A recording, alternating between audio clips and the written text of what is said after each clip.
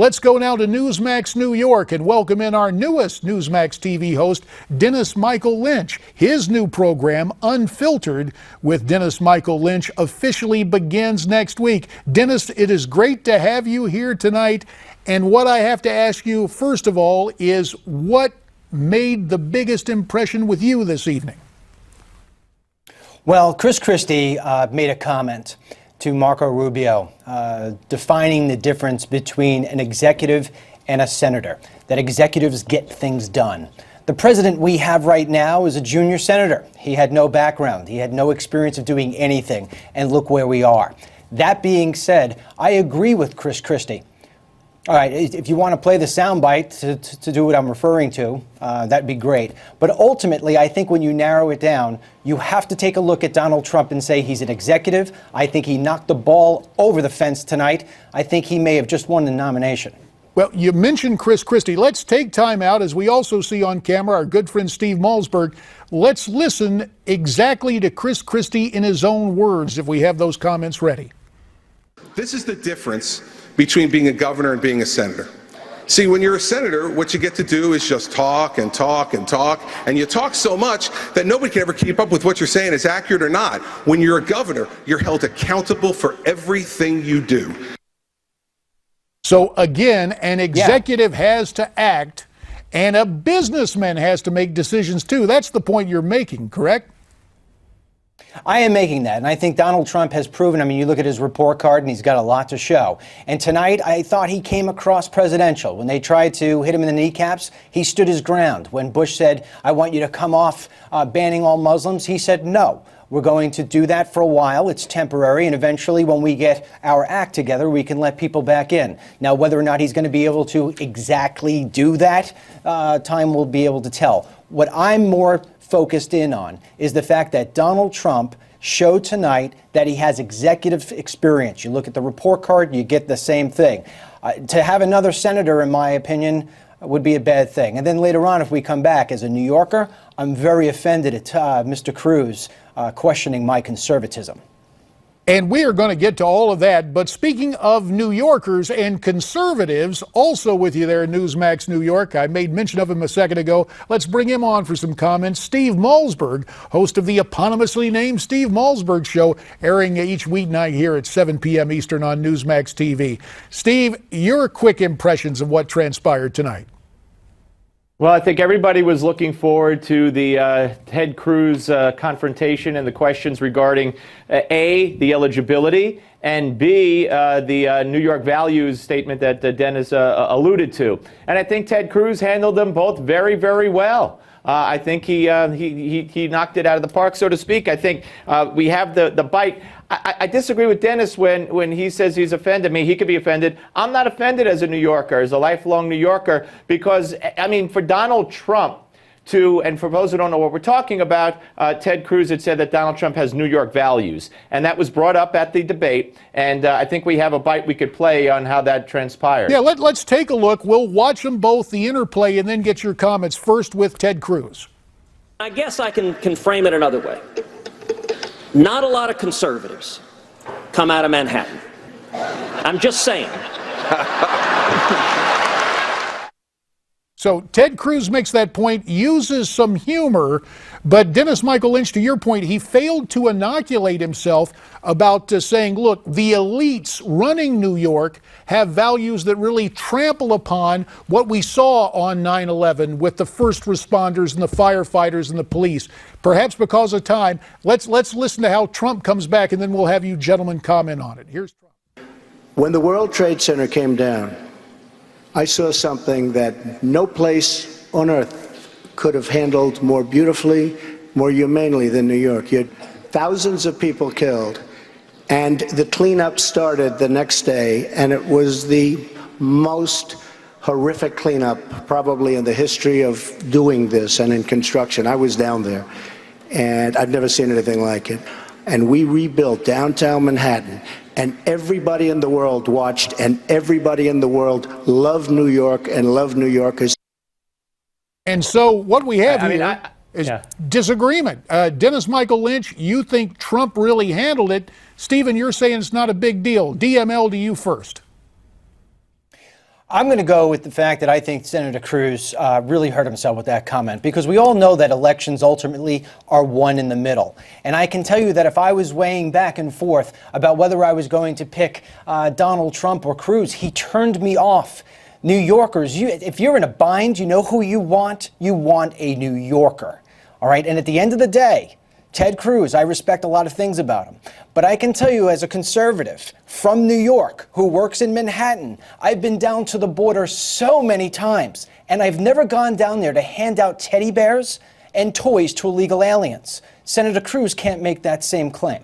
I think Ted Cruz isn't worried about losing the conservative vote in New York State. It's a blue state. It's always going to be a blue state. And when push comes to shove, I don't think that many New Yorkers are going to vote for Ted Cruz in the primary, Republican primary either. I mean, does this mean that New York is off limits? Does this mean that you can't criticize New York? You can't criticize the political landscape of New York or even the liberals of New York? That's what Ted Cruz meant. And, you know, it was a good attempt by Donald Trump to invoke 9/11, much like Hillary invoked 9/11 with Wall Street and rebuilding after 9/11. I didn't like it when she did it. I don't like it when Donald Trump did it. But I think that Ted Cruz shined in that moment. I also think he shined in the other issue, the legal issue with Donald Trump on eligibility.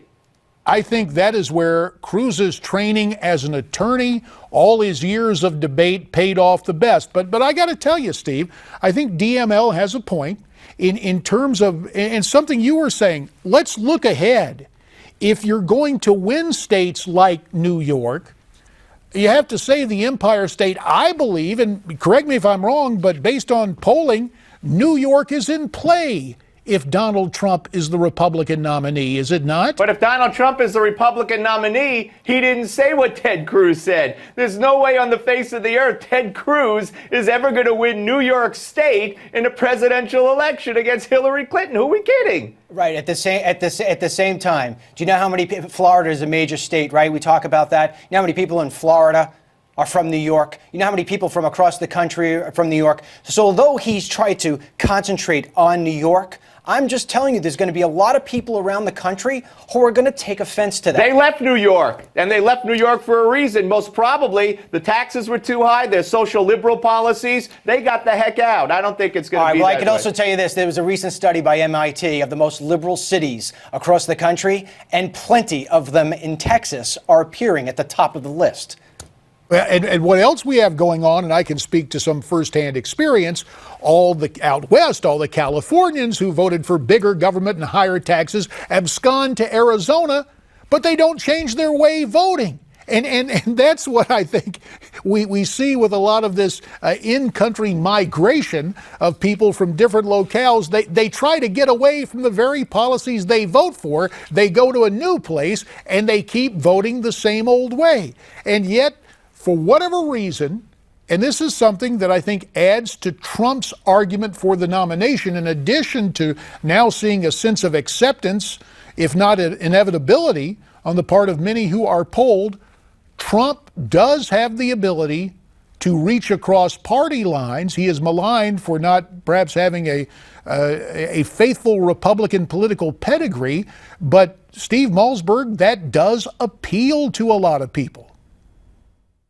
Well, I don't know if it's reaching across party lines or his past history of supporting liberals, including Hillary Clinton. Now, I like Donald Trump. I'm not here to trash him, but I think he has written that off, what you describe as reaching across party lines, as making contributions because then he was a businessman. He has gone out of his way to separate himself from any liberal ties he's had. I don't think he's running as reaching across party lines. He's running, he was begged by Jeb Bush, pathetically begged by Jeb Bush, take back your Muslim policy. And he said, absolutely not. I'm not taking it back. I don't think he's out to reach across party lines by any means. You know, JD, I travel the country quite extensively. And when I meet with people, and it's mostly conservative groups, Everybody says the same thing, that right now the United States of America needs a president who can bring people together, because the country has never been more divided. And so when you stand up there and you make statements about the people from New York and New York values, especially somebody like me who watched 9/11 like this, I didn't watch people jump out of the building and wonder whether or not they voted Democrat or Republican. I looked at my fellow American. That's what people are looking for. That comment tonight, I'm going to stand my ground. It hurt them. Decisiveness, after all these years of political correctness, seems to be what Americans yearn for. And there was a type of unanimous decisiveness on that debate stage tonight in the main event in terms of a strong dislike and an effort to disqualify Hillary Clinton. Perhaps it was put best by the junior senator from Florida, Marco Rubio. Let's listen to the way he put it during the debate. I would go, first of all, one step further in this description of Hillary Clinton. She wouldn't just be a disaster. Hillary Clinton is disqualified from being Commander-in-Chief of the United States. Someone who cannot handle intelligence information appropriately cannot be Commander-in-Chief, and someone who lies to the families of those 4 victims in Benghazi can never be President of the United States. All right, guys, Rubio with that bill of indictment, pun intended. First to you, Brother Malzberg.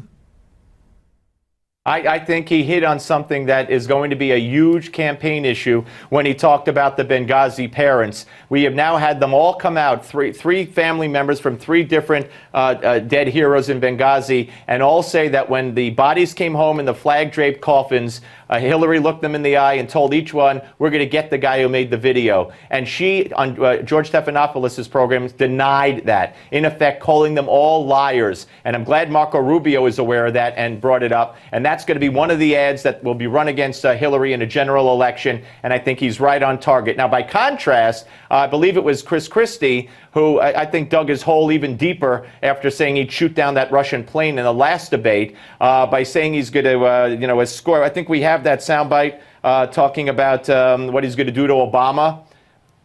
Let's see if we do have that ready. I know our excellent staff is putting that together. Let's take a listen. Well, here it is. Here is Chris Christie as Steve set it up. Let's all listen together.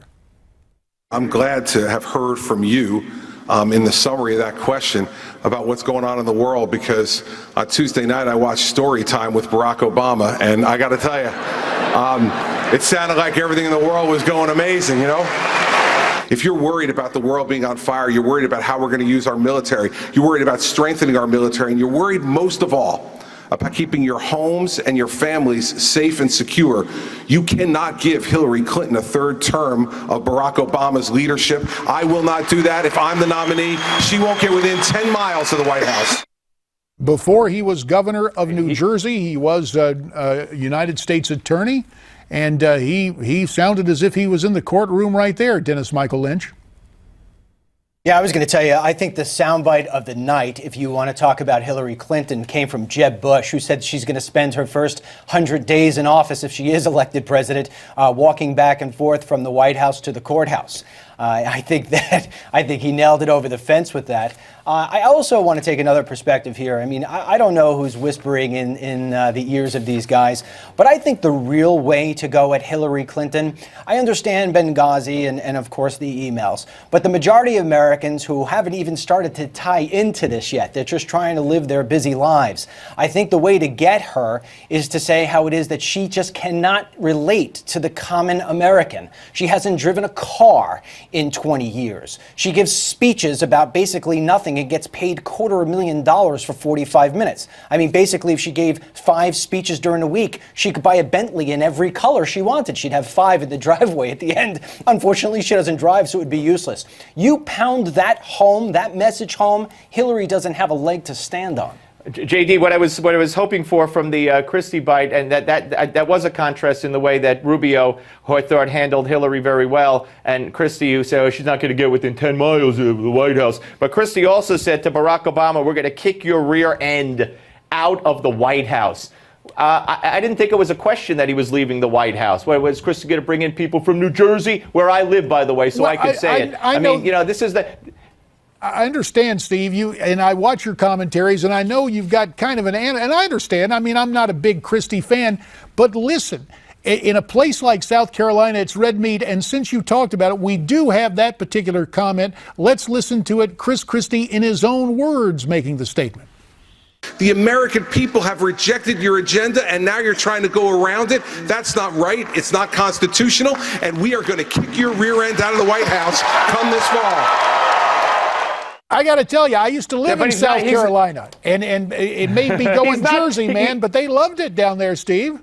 He's not kicking anybody out of the White House. He's leaving. It's not an election. He's not going to defeat him. He's not going to kick him out. He's scheduled to go. It's just more of the bluster with "I'll shoot the Russian plane down." I don't think it endears him to America. I think it's a constant theme of this guy is Mr. Tough from New Jersey, and he's just hurting himself. And you know what? He hasn't gotten anywhere in the polls. Maybe a little in New Hampshire, but I just think he's toast.